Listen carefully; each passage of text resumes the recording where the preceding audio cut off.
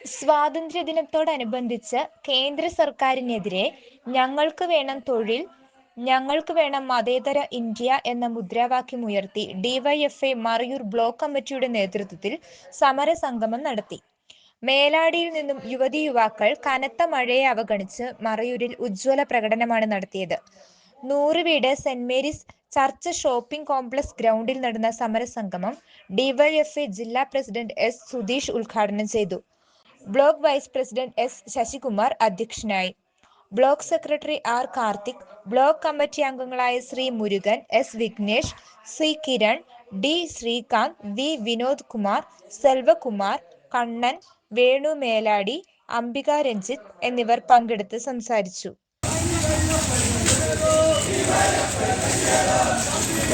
அவங்க அம்மா வேறு வந்திருக்காங்களா இந்த வெள்ளக்குள்ள சாலை.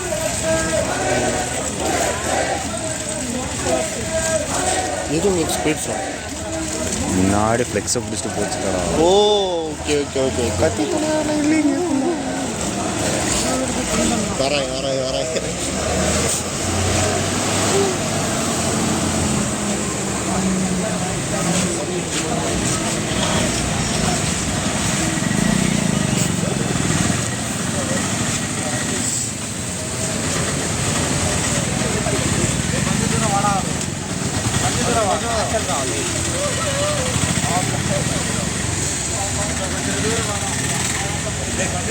பைக்கில் போக சொல்லுது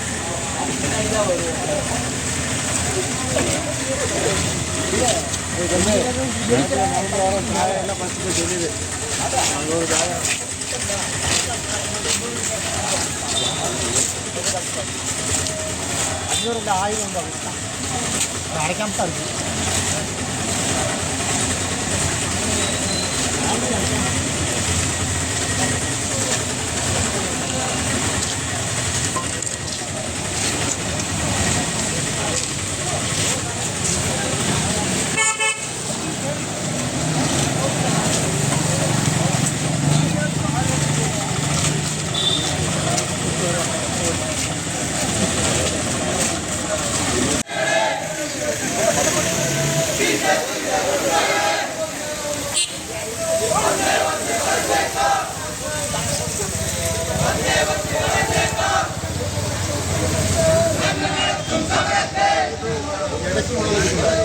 അതിന് അപ്പുറത്ത് നിൽപ്പുണ്ടായിരുന്നു ഞാൻ.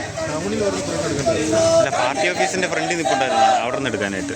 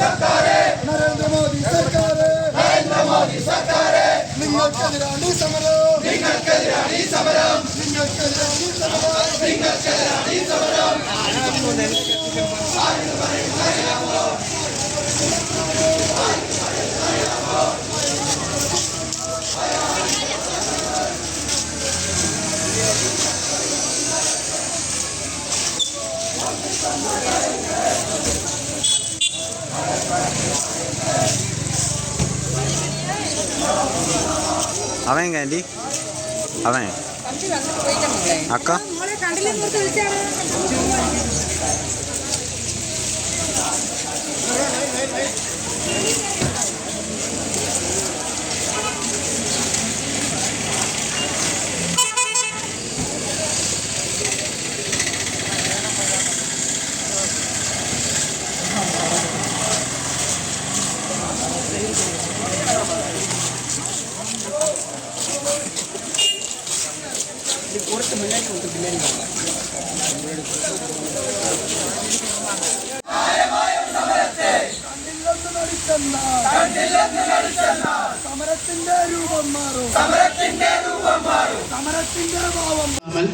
കേരളത്തിലും ഇന്ത്യാവിൽ പല மாநிலங்களும் இன்று ஆகஸ்ட் 15 ஒட்டி ஒரு சமர சங்கமம் பரிപാടി நடந்துட்டு இருக்கு. இதற்கு காரணம் என்னன்னா, நாட்டை பொறுத்த வரைக்கும் இன்னைக்கு ஆகஸ்ட் 15 சுதந்திரம் கிடைச்சிருச்சுன்னு சொல்லி எல்லாரும் சொல்லிட்டு இருக்காங்க. ஆனா உண்மையான சுதந்திரம் இது வரைக்கும் இந்த நாட்டுக்கு கிடைக்கல. வெள்ளக்காரர்கள்ட்ட இருந்து தப்பிச்ச இந்த நாடு வந்து மோசமான அரசியல்வாதிகள்கிட்ட மாட்டிக்கிச்சுங்கிற மாதிரி இந்த நாடு பிஜேபி சர்க்கார்களை மாட்டிக்கிச்சுன்னு தான் சொல்லலாம். மதத்தோட பேர்லையும் ஜாதியோட பேர்லையும் பல பாகுபாடுகள் நடத்தி பல லட்சக்கணக்கான மக்களை கொண்டுகிட்டு இருக்காங்க. உயர்ந்த ஜாதிக்காரர்கள் பண்ணாத தப்பு இல்லைனோ, தாழ்ந்த ஜாதிக்காரர்கள் பண்ண அவங்களை கொலை பண்ணுங்கிற ஒரு சட்டத்தை பல வருஷங்களாவே இந்த நரேந்திர மோடி சர்க்கார் நடத்திக்கிட்டு இருக்காங்க. அவங்களுக்கு எதிராக தான் இன்னைக்கு நம்ம ஒரு சமரசங்கம் பரிவாடி நடத்திட்டு இருக்காங்க. அவங்களுக்கு சப்போர்ட் பண்ணக்கூடாத எல்லா ஆளுங்களையுமே ஒரு கொலை பண்ணி முடிக்கணும் அப்படிங்கிறது அவங்களோட ஒரு தீர்மானமா இருக்கு. அவங்களுக்கு எதிராக 100% சக்தமா இருக்கக்கூடிய ஒரு அரசு நம்ம கேரளத்தினுடைய அரசாக்கும். இந்த அரசை எப்படியாச்சும் சரி தீர்க்கணும் அப்படிங்கிறதுக்காக இங்க அரசியல் கட்சி நம்மளுடைய எல்டிஎஃப் சர்க்கார் மூலமா எந்த ஒரு சேவையும் மக்களுக்கு கிடைக்க கூடாதுங்கிறபடி பல திட்டங்கள் தீட்டிட்டு இருக்காங்க. உதாரணமா சொல்லணும்னா கல்வித்துறையில இருந்து நம்ம எஸ்டி டிபார்ட்மெண்ட் கொடுக்கக்கூடிய சலுகைகள் இருந்து இந்த சலுகைகள் எல்லாமே கிடைக்குது. கேந்திரத்தோட ஃபண்ட் இருந்தா கிடைக்கணும். ஆனா இந்த ஃபண்டுகள் இங்க ஒரு எல்டிஎஃப் சர்க்கார் இருக்கிற ஒரே ஒரு காரணத்துக்காக மட்டும் இந்த ஃபண்டுகளை மொத்தமா வெட்டி குறைச்சிட்டாங்க. நம்ம சாதாரணப்பட்ட ஆட்கள் மட்டும் இல்லாம ஆதிவாசி மக்கள் அவங்க பல இடங்கள்ல இருந்து வர முடியல, மழை வெயில் பார்க்காம பல மலைகளுக்கு மேலதான் எல்லாமே வாழ்ந்துட்டு இருக்காங்க. அவங்க கீழே வரைக்கும் வந்து படிக்கணும் அப்படிங்கிறதுக்காக வித்யாவாகினிங்கிற பல திட்டங்கள் கொண்டு ஒரு பிள்ளை ஒரு குடியில இருந்தா கூட அந்த பிள்ளைங்க வந்து ஸ்கூல்ல வந்து படிக்கணுங்கிறதுக்காக லட்சக்கணக்கில் செலவு பண்ணி நம்முடைய கேரள சர்க்கார் வந்து பல திட்டங்கள் வச்சு எல்லா ஆதிவாசி பிள்ளைங்களும் படிக்கக்கூடிய பல திட்டங்களை நடத்திட்டு இருக்கு. ஆனா அந்த திட்டங்கள் நடக்கக்கூடாதுங்கிற ஒரே காரணத்துக்காக கேந்திர சர்க்கார்ல இருந்து நமக்குள்ள எல்லா ஃபண்டுகளையுமே வெட்டி குறைச்சிட்டாங்க. முதல்ல அந்த 10 வருஷத்துக்கு முன்னாடி நமக்கு 10,000 கோடி கிட்ட இந்த எஜுகேஷனுக்கு கிடைச்சிட்டு இருந்துச்சு. ஆனா இந்த வட்டம் ₹1 கூட கொடுக்கலன்னு உண்மை. இது மக்கள் தெரிஞ்சுக்கணும். இலவச யூனிஃபார்ம், இலவச புத்தகங்கள், அப்படி பல திட்டங்கள் நம்ம குழந்தைகளுக்கு கிடைச்சிட்டு இருந்துச்சு. ஆனா இனி வருங்காலங்கள்ல நம்ம யூனிஃபார்முக்கும் பிள்ளைங்க படிக்கிற புத்தகங்களுக்கும் எல்லாமே பைசா கொடுத்துதான் நம்ம வந்து படிக்க வேண்டிய நிலைமை ஒன்று நடக்க போகுது. இருக்கிற எல்லா டிபார்ட்மெண்ட்டையுமே தனியாருக்கு ஒதுக்கி கொடுத்து இப்ப கடைசியில் கல்வித்துறையுமே தனியாருக்கு ஒதுக்கக்கூடிய ஒரு கட்டாயம் இப்ப வந்து நடந்துகிட்டு இருக்கு. இது மட்டும் இல்ல, இன்னும் இந்த மணிக்கு பல வஞ்சனைகள் வந்து நம்ம கேரள அரசுக்கு எதிராக பிஜேபியோட அரசு நடத்திக்கிட்டு இருக்கு. இது போல பல காரணங்களுக்காகத்தான் இன்னைக்கு டிவைஎஃப்இன் பாகமாக ஒரு சமரசங்கமா பரிபாடி நடந்துகிட்டு இருக்கோம்.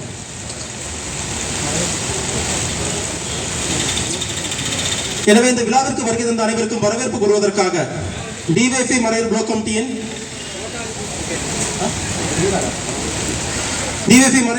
செயலாளர் தோழர் கார்த்தி அவர்களை அழைக்கிறேன்.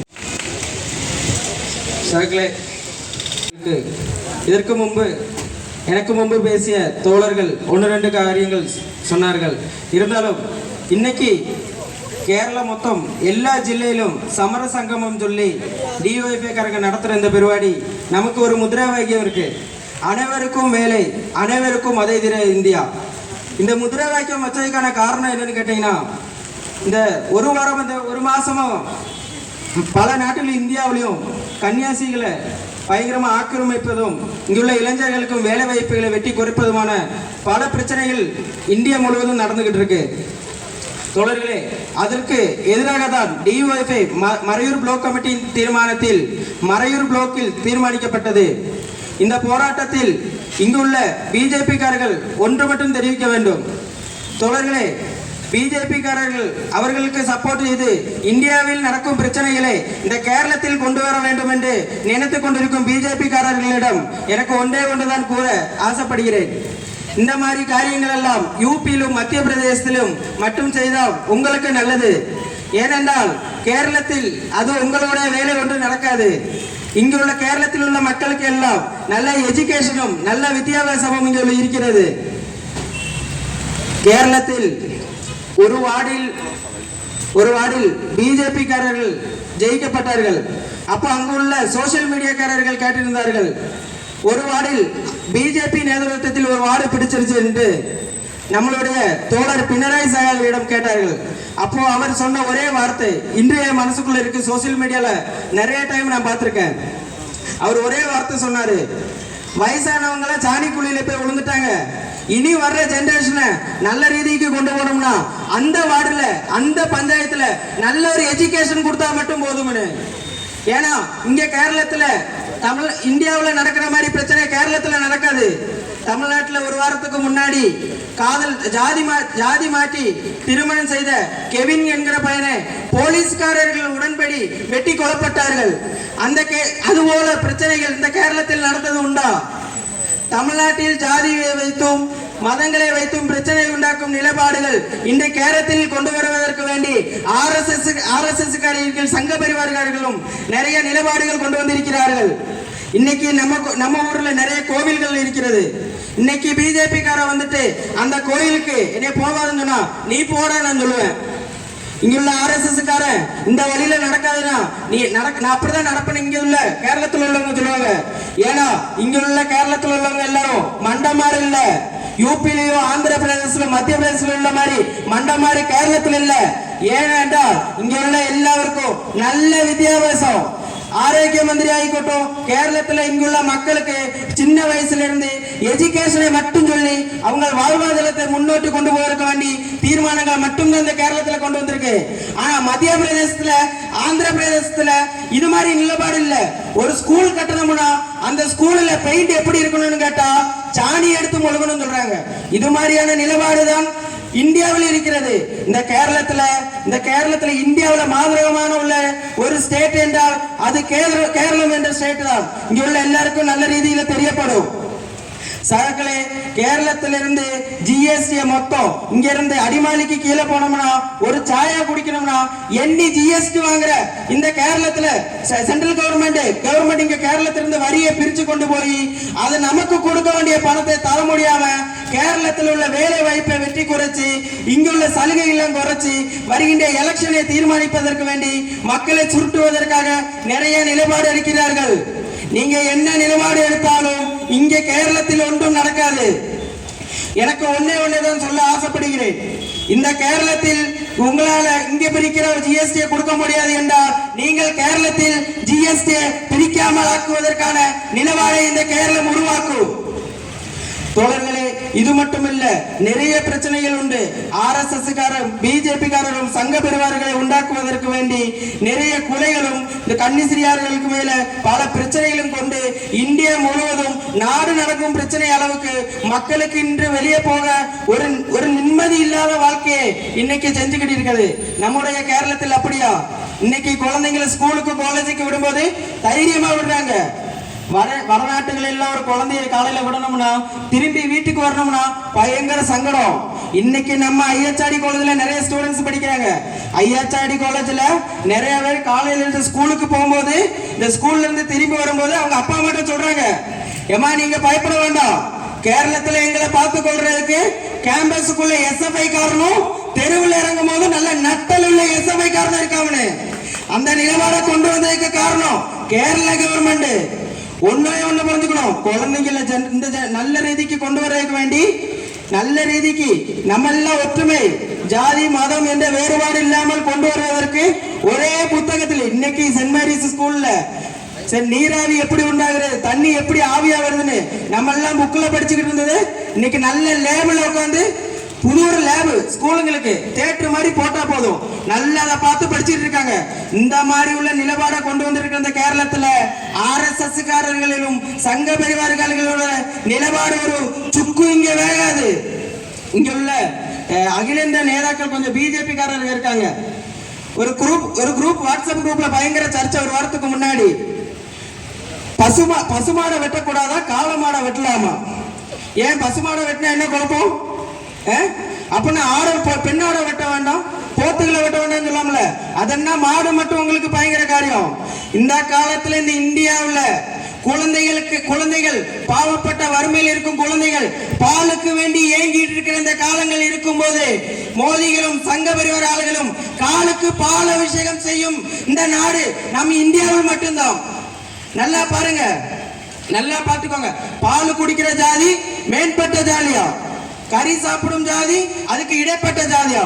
மாட்டு மூத்திரத்தை குடிக்கும் ஜாதி நரேந்திர மோடி சொல்லும் ஜாதியா. இந்த இந்தியாவில் தான் இந்த கேவலமான நிலைப்பாடு உள்ளது. தோழர்களே, ஒன்றே ஒன்று புரிந்து கொள்ள வேண்டும்.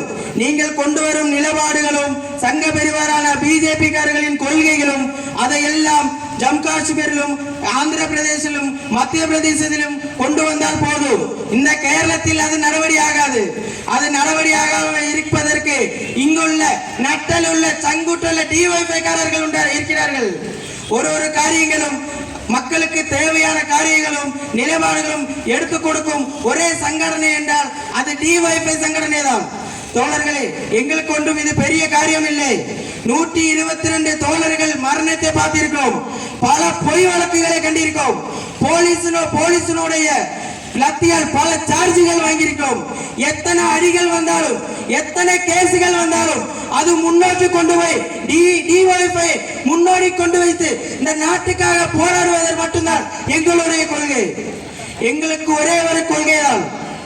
வருகின்ற காலங்கள் ஒரு குழந்தைகள் என்று தாய்ப்பாலுக்கு வேண்டி ஏங்குவதை குறைக்க முடியுமோ, என்னைக்கு குழந்தைகள் எஜுகேஷனுக்கு வேண்டி ஏங்குகிறதோ, என்னைக்கு மக்கள் வேலை வாய்ப்புக்கு வேண்டி ஆக்கிரமிப்பிக்கிறார்கள், இதெல்லாம் அடங்கும் வரை டிஒய்ஃபை போராடி கொண்டேதான் இருக்கும். இது எங்களுடைய முதல் போராட்டம் இல்லை. இன்னும் பல போராட்டங்கள் இருக்கு. மக்களின் பிரச்சனைகளுக்கு தீர்வு காணும் வரை எங்களுடைய போராட்டம் தொடர்ந்து கொண்டேதான் இருக்கும். சகாக்களே, அதுபோல இந்த பிளாக் கமிட்டியின் நேதൃത്വத்தில் இந்த சமர சங்கமம் என்ற பெருவாடியில் இதை உദ്ഘാടനം செய்வதற்கு வேண்டி ഇടുക്കി ജില്ലാ പ്രസിഡന്റ് வந்துள்ளார். അതുകൊണ്ട് இன்னும் വിവരിച്ച് കാര്യം இந்த டிஒய்ஃபை உள்ள சமர சங்கம் பெருவாடிக்கு இடுக்கி ஜில்லா கமிட்டி ஜில்லா பிரசிடென்ட் அவர்களே இந்த போராட்டத்தில் வருக வருக என்று வரவேற்றுக் கொள்கிறேன். அதேபோல டிஒய்ஃபை முன்னாள் ஸ்டேட் ட்ரெஷராய தோழர் சிஜ்மோன் சபா அவர்களையும் வருக வருக என்று வரவேற்றுக் கொள்கிறேன். அதேபோல் முன்னாள் டிஒய்ஃபை பிளாக் செக்ரட்டரி சிவன்ராஜ் அவர்களும் வருக வருக என்று வரவேற்றுக் கொள்கிறேன். மற்றும் இந்த கமிட்டியில் இந்த சமரத்தில் பங்கெடுத்த பிளாக் கமிட்டி அங்கம், ஏரியா கமிட்டி அங்கம், அதேபோல பார்ட்டி புரோத்தரர்கள் எல்லாவர்களுக்கும் ஒட்ட வாக்கியில் வருக வருக என்று வரவேற்று ഡിവൈഎഫ്ഐയുടെ നേതൃത്വത്തിൽ ഇന്ന് സംഘടിപ്പിക്കുന്ന സമരസംഗമവും അതിന്റെ മുദ്രാവാക്യത്തെ സംബന്ധിച്ചുമെല്ലാം സഖാവ് കാർത്തി ഇവിടെ സൂചിപ്പിച്ചു കഴിഞ്ഞിട്ടുണ്ട്. ഈ സമരസംഗമത്തിൽ പങ്കെടുത്തുകൊണ്ടിരിക്കുന്ന ഈ സംഗമത്തിന് അധ്യക്ഷനായിരിക്കുന്ന സഖാവ് ശശി, പങ്കെടുത്തുകൊണ്ടിരിക്കുന്ന ഡിവൈഎഫ്ഐയുടെ മുൻ സംസ്ഥാന കമ്മിറ്റി അംഗം സഖാവ് വി സിജുമോൻ, ഡിവൈഎഫ്ഐയുടെ ബ്ലോക്ക് കമ്മിറ്റിയുടെ സെക്രട്ടറി സഖാവ് കാർത്തി, അതോടൊപ്പം ഈ സമരസംഗമത്തിൽ പങ്കെടുത്തുകൊണ്ടിരിക്കുന്ന പ്രിയപ്പെട്ട സഖാക്കളെ, സുഹൃത്തുക്കളെ, എല്ലാവർക്കും വണക്കം. ഡിവൈഎഫ്ഐ ഇന്ന് മറയൂരിലൂടെ നൂറുകണക്കിന് വരുന്ന ചെറുപ്പക്കാരെ അണിനിരത്തിക്കൊണ്ട് ഇവിടെ സമരസംഗമം സംഘടിപ്പിക്കുകയാണ്. ഈ സമരത്തിനൊരു മുദ്രാവാക്യമുണ്ട്. എന്താണ് സമരത്തിന്റെ മുദ്രാവാക്യം? സമരത്തിന്റെ മുദ്രാവാക്യം ഞങ്ങൾക്ക് വേണം ജോലി.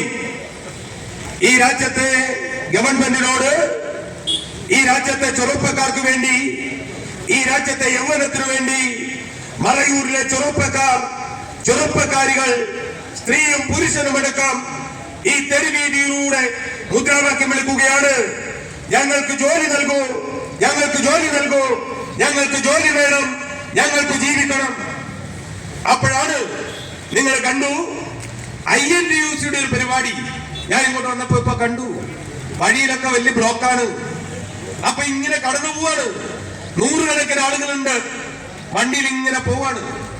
അപ്പൊ ഞാൻ നോക്കി, ഈ സ്വാതന്ത്ര്യ ദിനത്തിൽ INTUC കോൺഗ്രസ്, മറയൂരിലെ കോൺഗ്രസ് എന്ത് മുദ്രാവാക്യമാണ് ഈ നാട്ടിലെ ജനത്തിനോട് പറയുന്നതെന്ന് അവരുടെ ഫ്ലെക്സ് ഞാൻ പറഞ്ഞു നോക്കി, കണ്ടതേ ഇല്ല. കുറെ ചെറുപ്പക്കാർക്ക് പോകുന്നുണ്ട്. അപ്പൊ ഞാൻ നോക്കി, അവരുടെ കണ്ടത്തിൽ നിന്നും ഏതെങ്കിലും മുദ്രാവാക്യം ഉയരുന്നുണ്ടോ? ഒരു മുദ്രാവാക്യം ഇല്ല. ആകപ്പാടെ അവർ വിളിക്കുന്നത് ഓഹോയ് ഓഹോയ് ഓഹോയ്. ഇതാണ് മുദ്രാവാക്യം. ഇതിനപ്പുറത്തേക്ക് നാട്ടിലെ മനുഷ്യരെ ബാധിക്കുന്ന, മറയൂരുകാരെ ബാധിക്കുന്ന, ഈ നാട്ടിലെ ചെറുപ്പക്കാരെ ബാധിക്കുന്ന, ഈ നാട്ടിലെ കൃഷിക്കാരനെ ബാധിക്കുന്ന, ഈ നാട്ടിലെ തൊഴിലാളിയെ ബാധിക്കുന്ന ഒരു പ്രശ്നവും പറയുന്നതേ ഇല്ല. എന്നാൽ ഡിവൈഎഫ്ഐ ഈ സ്വാതന്ത്ര്യ ദിനത്തിൽ ഈ രാജ്യത്തെ ഭരണാധികാരിക്ക് മുമ്പിൽ വയ്ക്കുന്ന ഒരു മുദ്രാവാക്യം, ഞങ്ങൾക്ക് വേണം ജോലി, ഞങ്ങൾക്ക് വേണം മതേതര ഇന്ത്യ. ഞങ്ങൾക്ക് മുദ്രാവാക്യമുണ്ട്, ഞങ്ങൾ കൃത്യമായ മുദ്രാവാക്യം ഉയർത്തുന്നുണ്ട്. എന്തിനാണ് ഞങ്ങൾ മുദ്രാവാക്യം ഉയർത്തുന്നത്? പ്രിയമുള്ളവരെ, ഈ രാജ്യം സ്വതന്ത്രയാകുമ്പോ ഈ രാജ്യത്തെ ആദ്യം അഭിസംബോധന ചെയ്തു സംസാരിച്ചത് ജവഹർലാൽ നെഹ്റുവാണ്. ആര്? ഈ രാജ്യത്തിന്റെ ആദ്യത്തെ പ്രധാനമന്ത്രി ജവഹർലാൽ നെഹ്റു ഈ രാജ്യത്തെ ജനങ്ങളോട് പറഞ്ഞു, എന്ന് പറഞ്ഞു, നിങ്ങളുടെ പട്ടിണി മാറ്റും, നിങ്ങൾക്കെല്ലാവർക്കും വിദ്യാഭ്യാസം നൽകും, നിങ്ങൾക്കെല്ലാവർക്കും തൊഴിൽ നൽകും, നിങ്ങൾക്കെല്ലാവർക്കും വീട് നൽകും, നിങ്ങൾക്കെല്ലാവർക്കും കക്കൂസ് നൽകും. ഇതായിരുന്നു രാജ്യത്തെ പ്രധാനമന്ത്രിയുടെ ആദ്യത്തെ പ്രസംഗം എന്ന് പറയുന്നത്. അങ്ങനെ പ്രസംഗിച്ചു.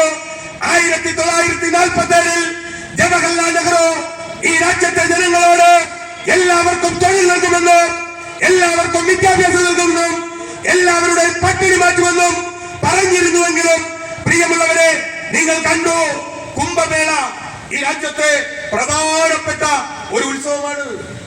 ആ കുംഭമേളക്ക് ഒരു പെൺകുട്ടി വന്നു. ആ പെൺകുട്ടി അതിസുന്ദരിയായ പെൺകുട്ടിയായിരുന്നു, 16 വയസ്സുകാരി. ആ പെൺകുട്ടി സുന്ദരമായ കണ്ണുകളുമായി മാല വിൽക്കുന്നതിന് വന്നതാണ്. അപ്പോ നമ്മുടെ രാജ്യത്തെ ചാനലുകൾ, വാർത്താ മാധ്യമങ്ങൾ അവൾക്ക് ചുറ്റിനും കൂടി അവളോട് ചോദിച്ചു, നിന്റെ പേരെന്ത്? അവൾ പറഞ്ഞു, എന്റെ പേര് മൊണാലിസ. അപ്പൊ അവളോട് ചോദിച്ചു, നീ എത്രാം ക്ലാസ് വരെ പഠിച്ചു? അപ്പൊ അവൾ പറഞ്ഞു, പഠിക്കാനോ? ഞാൻ പഠിച്ചിട്ടേ ഇല്ല, ഞാൻ പഠിച്ചിട്ടേ ഇല്ല. അപ്പൊ അവൾ ഒന്നുകൂടി പറഞ്ഞു, എന്റെ ഗ്രാമത്തിൽ ഒരു സ്കൂളുമില്ല, ഒരു സ്കൂളുമില്ല. ആ പെൺകുട്ടി ഈ രാജ്യത്തെ കോടിക്കണക്കിന് വരുന്ന വിദ്യാർത്ഥികളുടെയും കുട്ടികളുടെയും പ്രതിനിധിയാണ്. എന്ന് വെച്ചാൽ ഈ കേരളം വിട്ടാൽ ഈ രാജ്യത്തിന്റെ തെരുവീതിയിൽ ഈ രാജ്യത്തെ വിദ്യാർത്ഥികൾ, ഈ രാജ്യത്ത് പഠിക്കേണ്ടവർ, ഈ രാജ്യത്തെ കുട്ടികൾ, വീടില്ലാത്തവർ അതിരാവിലെ സ്കൂളിലേക്ക് പോകുന്നതിന് പകരം രാജ്യത്തിന്റെ തെരുവീതിയിൽ പട്ടിണി മാറ്റാൻ ഒട്ടിയ വയറുമായി രാജ്യത്തിന്റെ തെരുവീതിയിൽ, ഇന്ത്യയുടെ തെരുവീതിയിൽ അലയുമ്പോഴാണ് ഡിവൈഎഫ്ഐ ഇത്തരത്തിലുള്ള മുദ്രാവാക്യങ്ങൾ ഉയർത്തുന്നത്. ഇതാണ് ഡിവൈഎഫ്ഐയും കോൺഗ്രസും ബിജെപിയും തമ്മിലുള്ള വ്യത്യാസം. പ്രിയമുള്ളവരെ, ഇത് മാത്രമല്ല, ഇപ്പൊ രാജ്യത്തെ ബിജെപി എന്താ പറയുന്നത്? രാജ്യത്തെ ബിജെപി പറയുന്നു, നിങ്ങൾ മുസൽമാൻ, നിങ്ങൾ ക്രിസ്ത്യാനി, നിങ്ങൾ ഈ രാജ്യം വിട്ടുപോയിക്കോളൂ, നിങ്ങളെ ഈ രാജ്യത്തിന് ആവശ്യമില്ല. ഇതാ പറയുന്നത്. പ്രിയമുള്ളവരെ, നിങ്ങൾക്കറിയാം, നമ്മുടെ ചരിത്രം പരിശോധിച്ചാൽ ആ ചരിത്രത്തിനകത്ത് ഈ രാജ്യത്തിനു വേണ്ടി 19 വയസ്സിൽ ബ്രിട്ടനിൽ വെച്ച് തൂക്കുമരത്തിലേക്ക് നടന്നു കയറിയ ഒരു ചെറുപ്പക്കാരനുണ്ടായിരുന്നു. ആ ചെറുപ്പക്കാരന്റെ പേര് ഉദ്ധം സിംഗ് എന്നായിരുന്നു. എന്താ ഉദ്ധം സിംഗ് ചെയ്തത്? ഉദ്ധം സിംഗ് ചെയ്തത്, ഈ രാജ്യത്ത് ജാലിയൻ വാലാബാഗ് കൂട്ടക്കൊല ഉണ്ടാകുന്നു. ആ ജാലിയൻ വാലാബാഗ് കൂട്ടക്കൊലയിൽ രാജ്യത്തെ ആയിരക്കണക്കിന് വരുന്ന നിരപരാധികളായ മനുഷ്യരെ ബ്രിട്ടീഷുകാർ വെടിയുതിർത്ത് കൊലപ്പെടുത്തുന്നു. 14 വയസ്സുള്ള ഒരു ബാലൻ ഇത് കണ്ടു നിൽക്കുന്നു. അപ്പോഴേക്കും അവനങ്ങനെ കൂട്ടക്കുരുതി നടത്തിയ മനുഷ്യർക്കിടയിലൂടെ നടക്കുമ്പോ അവന്റെ കയ്യിൽ ബ്രിട്ടീഷുകാർ ഉപയോഗിച്ച ഒരു തോക്ക് കിട്ടുന്നു. ആ തോക്കുമെടുത്തുകൊണ്ട് ആ ചെറുപ്പക്കാരൻ, ആ വിദ്യാർത്ഥി, ആ ബാലൻ അവൻ പഠിപ്പ് അവസാനിപ്പിക്കുന്നു. എന്നിട്ടോ 4 വർഷക്കാലം അവൻ ജോലിയെടുക്കുന്നതിന് വേണ്ടി പോയി. 4 വർഷം ജോലിയെടുത്ത് ബ്രിട്ടനിലേക്ക് വണ്ടി കയറുന്നു. ബ്രിട്ടനിലേക്ക് വണ്ടി കയറി ബ്രിട്ടന്റെ തെരുവീതിയിൽ അവൻ ഒരാളെ തിരയുന്നു. ആ മനുഷ്യന്റെ പേര് ജനറൽ ഡെയർ എന്നായിരുന്നു. ആരായിരുന്നു ജനറൽ ഡെയർ? ജനറൽ ഡെയർ ഈ രാജ്യത്തെ ആയിരക്കണക്കിന് വരുന്ന ഇന്ത്യക്കാരെ വെടിയുതിർത്ത് കൊലപ്പെടുത്തിയ ബ്രിട്ടീഷ് ഭരണാധികാരി, ബ്രിട്ടീഷ് സൈന്യാധിപനായിരുന്നു ജനറൽ ഡയർ. ബ്രിട്ടന്റെ തെരുവീതിയിൽ വെച്ച് ആ ബാലൻ 17 വയസ്സുകാരൻ ജനറൽ ഡയറിനെ കണ്ടെത്തുന്നു. എന്നിട്ടോ ആ ജനറൽ ഡയറിന്റെ ഇടനെഞ്ചിലേക്ക് വെടിയുതിർത്ത് ബ്രിട്ടന്റെ തെരുവീതിയിൽ ബ്രിട്ടീഷ് സൈന്യാധിപനെ കൊലപ്പെടുത്തുന്നു. അങ്ങനെ കൊലപ്പെടുത്തിയ ആ ബാലനെ, ആ 17 വയസ്സുകാരനെ പോലീസ് പിടിച്ച് ബ്രിട്ടീഷ് കോടതിയിൽ ഹാജരാക്കുന്നു. അങ്ങനെ ഹാജരാക്കുമ്പോ അവനോട് ബ്രിട്ടീഷ് ജഡ്ജി ചോദിച്ചു, നിന്റെ പേരെന്ത്? അപ്പോഴവൻ പറഞ്ഞ മറുപടി, എന്റെ പേര് റാം മുഹമ്മദ് സിംഗ് ആസാദ്. എന്താണ് അവൻ റാം മുഹമ്മദ് സിംഗ് ആസാദ് എന്ന പേര് പറഞ്ഞത്? അപ്പോ ജഡ്ജി ചോദിക്കുന്നു, നിന്റെ രേഖകളിൽ കാണുന്നത് നിന്റെ പേര് ഉദ്ധം സിംഗ് എന്നാണ്. അപ്പൊ അവൻ പറയുന്നു, അല്ലേ അല്ല, എന്റെ പേര് റാം മുഹമ്മദ് സിംഗ് ആസാദ്. എന്നിട്ട് അവൻ ആ ജഡ്ജിയുടെ മുഖത്ത് നോക്കി പറഞ്ഞു, എന്റെ രാജ്യത്ത് ഹിന്ദുവുണ്ട്, ആ ഹിന്ദുവിന്റെ റാം. എന്റെ രാജ്യത്ത് മുസൽമാനുണ്ട്, ആ മുസൽമാന്റെ മുഹമ്മദ്. എന്റെ രാജ്യത്ത് സിഖുകാരുണ്ട്, ആ സിഖുകാരന്റെ സിംഗ്. എന്റെ രാജ്യത്തിന് സ്വാതന്ത്ര്യമുണ്ട്, അതുകൊണ്ട് ആ സ്വാതന്ത്ര്യത്തിന്റെ വാക്കായ ആസാദ്. അതുകൊണ്ട് ഹിന്ദുവിന്റെയും ക്രിസ്ത്യാനിയുടെയും മുസൽമാന്റെയും സ്വാതന്ത്ര്യത്തിന്റെയും പേരുകൾ കൂട്ടിച്ചേർത്ത് റാം മുഹമ്മദ് സിംഗ് ആസാദ് എന്ന് ഞാൻ എനിക്ക് പേരിട്ടിരിക്കുന്നു. ഇതാ നിങ്ങൾ എന്നെ തൂക്കിലെത്തിക്കോളൂ എന്ന് പറഞ്ഞുകൊണ്ട് ഈ രാജ്യത്തിന് വേണ്ടി, ഈ രാജ്യത്തെ ഹിന്ദുവിന് വേണ്ടി, ഈ രാജ്യത്തെ മുസൽമാന് വേണ്ടി, ഈ രാജ്യത്തെ എല്ലാ മനുഷ്യർക്കും വേണ്ടി തൂക്കുമരത്തിലേക്ക് സധൈര്യം നടന്നു കയറി തൂക്കുമരക്ക് ഏറ്റുവാങ്ങിയ റാം മുഹമ്മദ് സിംഗ് ആസാദ് അഥവാ ഉദ്ധം സിംഗിന്റെ രാജ്യമാണ് ഈ ഇന്ത്യ. ഇങ്ങോട്ടാണ് ആര് RSS BJP പറയുന്നത്, നിങ്ങൾ ഈ രാജ്യത്തിന് ആവശ്യമില്ല എന്ന് ഈ രാജ്യത്തെ മുസൽമാനോട് പറയുന്നത്, ഈ രാജ്യത്തെ ക്രിസ്ത്യാനിയോട് പറയുന്നത്. പ്രിയമുള്ളവരെ, ഞങ്ങളെ ശ്രമിക്കുന്നവരിൽ, ഞങ്ങളെ കേൾക്കുന്നവരിൽ ഹിന്ദുവായ മനുഷ്യരുണ്ടാവും. ആ ഹിന്ദുവായ മനുഷ്യരോട്, ഈ മറയൂരിലെ മനുഷ്യരോട് ഞങ്ങൾ ചോദിക്കുന്നു, BJP നാടകത്ത് പറയുന്നത് ഞങ്ങൾ ഹിന്ദു പാർട്ടി, ഞങ്ങൾ ഹിന്ദു പാർട്ടി, ഞങ്ങൾ ഹിന്ദു പാർട്ടി. ഈ ഞങ്ങളെ ശ്രമിക്കുന്നവരിൽ ഭൂരിപക്ഷം മനുഷ്യർ ഹിന്ദുവായിരിക്കും. ഞാൻ ചോദിക്കട്ടെ, ഹിന്ദുവായതുകൊണ്ട് മറയൂരിലെ റേഷൻ നിങ്ങളുടെ മക്കൾക്ക് ചികിത്സിക്കാൻ പ്രൈവറ്റ് ആശുപത്രിയിൽ BJP പണം കൊടുക്കുന്നുണ്ട്?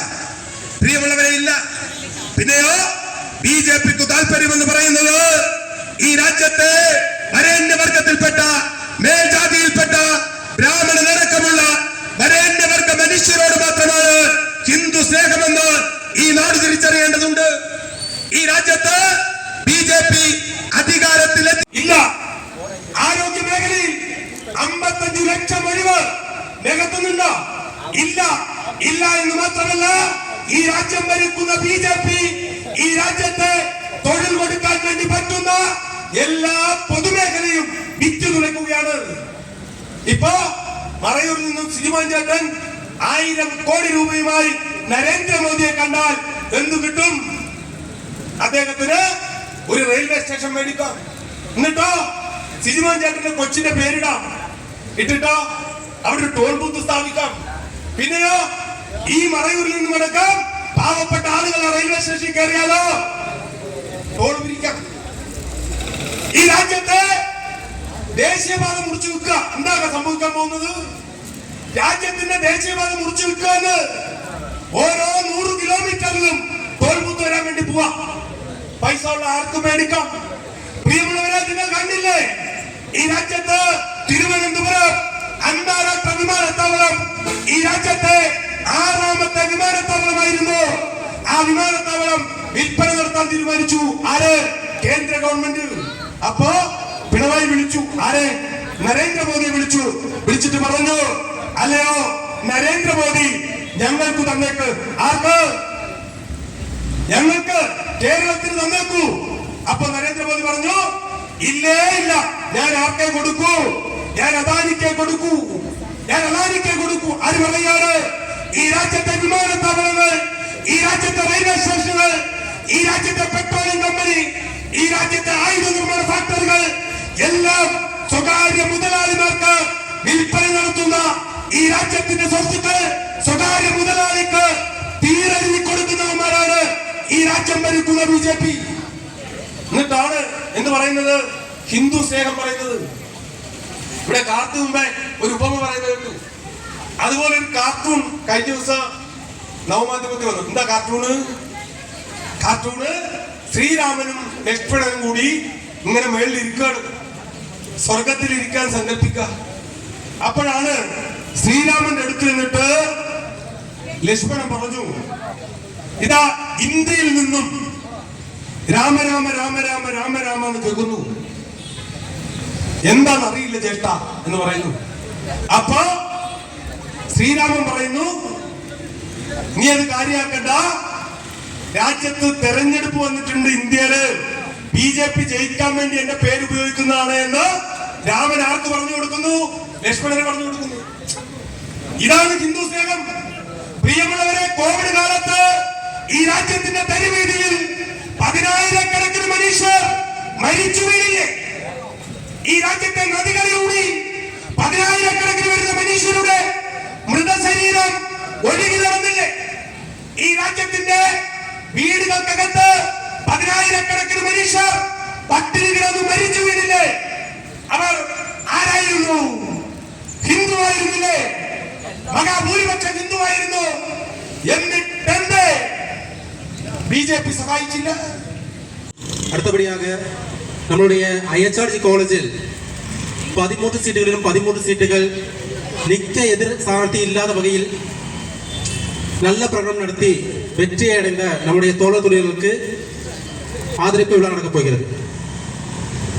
இந்த IHRG காலேஜில் இதுவரை நடந்த வரலாற்றில் முதல் முறையாக ஒரு லேடி சேர்மன் என்ற வகையில் சோழிய திவ்யா அவர்களுக்கு ஷால் அணிவித்து வாழ்த்தியிருக்கிறார். அடுத்தபடியாக வைஸ் சேர்பர்சன் சந்திரிகா.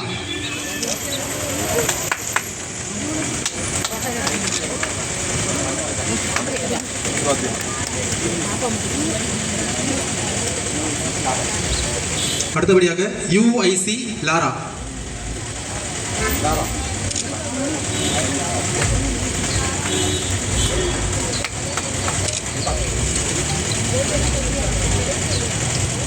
அடுத்தபடியாக second year representative Nandana.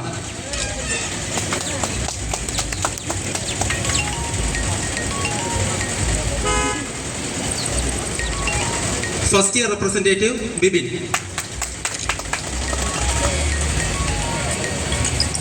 Sree Murugan.